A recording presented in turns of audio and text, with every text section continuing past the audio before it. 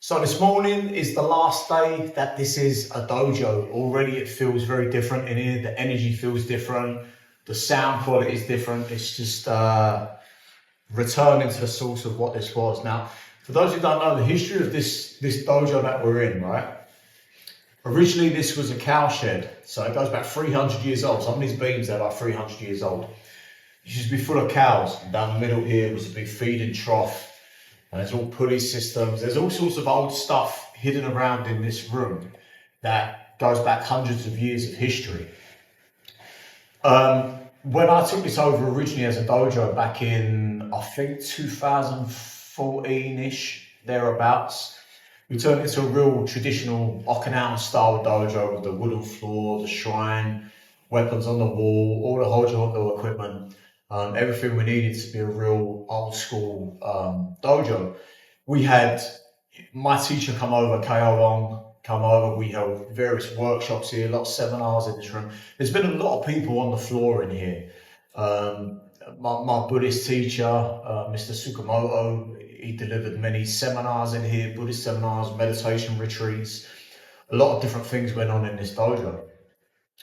After I established it as a training facility, as happens, people come, people go. I invested a lot of time and energy into teaching traditional Goju-Ryu here. And ultimately it kind of fizzled out and, we lost a lot of people after KO's visit. And I guess I kind of got brokenhearted and real despondent and just didn't want to continue trying to rebuild again. It's this constant process of training people to a level where they're useful and competent. And then they go, and then you got to get someone new. You're teaching Geksai again and Sanchin, and it just became, I couldn't face doing that anymore. Along with a profession change, then this turned into the main gym where we were teaching strength conditioning, we were teaching PT, just general fitness for people. We were running boot camps in here and, working with my wife. So it became the main gym for about 4 or 5 years, I think. And ultimately, we had some MMA guys down here. I remember during COVID, we continued training. We didn't close. We ignored all the mandates and what have you. Whether you agree with that or not, it's just my personal stance on it. I wasn't going to be told what to do. We trained, and we had some real high level MMA champions in here training. So we were the only place willing to still work. So you had all that history here too. Eventually, we outgrew this place as a gym. So the gym moved over there, and then we turned this again into a dojo, which is where most of the videos have been done lately, with all the mats on the ground and all the kata videos. Everything we've been filming has been in this gym, this dojo. Things change, over the years. You'll build something up, and then you'll look at it again and think, it's not how I want it. It's not what I thought it would be. I need to tear this down. And I have a personal history of building things up and then destroying them. Various blogs, various different martial arts projects I've had over the years, they get on the cusp of success and then I'll kind of kill it. And this kind of what's happened here. For years I had the goal of a bigger gym, of, building up the PT business to somewhere much more expansive. And ultimately having achieved that goal, I'll kind of look back on it and think, no, that's not what I thought it would be. It's not what I wanted. And sometimes it means returning back to the source and simplifying. And the reason I say all this is that it's the same with martial arts.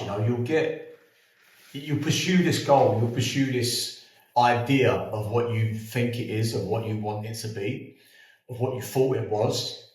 And then when you get there, you're kind of like, I thought that would feel different. I thought it would be different. And then ultimately having attained whatever it is you're trying to, that should then cause you to reflect and think, okay, well, what next? Because you don't stay there. So there's always this pathway of growth and death and rebirth. So our martial arts journey is always going like that. We build it up, get what we want, kill it, start again. Build it up, get what we want, kill it, start again. But this enables you to keep growing in the same way that we prune the plants. We get the growth, we prune it, and then the rest of it becomes thicker. It starts to become more solidified. It starts to establish itself. ultimately through the act of pruning and cutting off and getting rid of. It's the same with my goju ryu, you know, from having this huge expanse of all the ki soda, the ruma tai soda, hoju undo, the kaki, all these different things that we have that take up time and consume our thoughts and our energy, and we're so dispersed trying to do all this different stuff.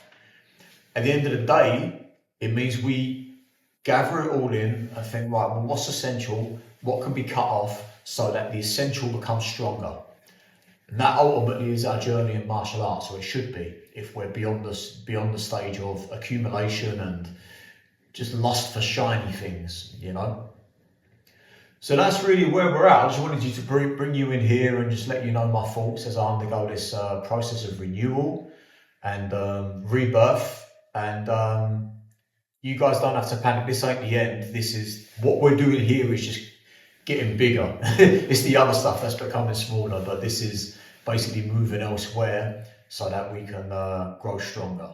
Okay, guys, but just some food for thoughts. Let you in on what I'm doing at the moment, and you know, maybe you can reflect on your own martial arts journey and how that applies to yourself. Okay, have a good one, guys.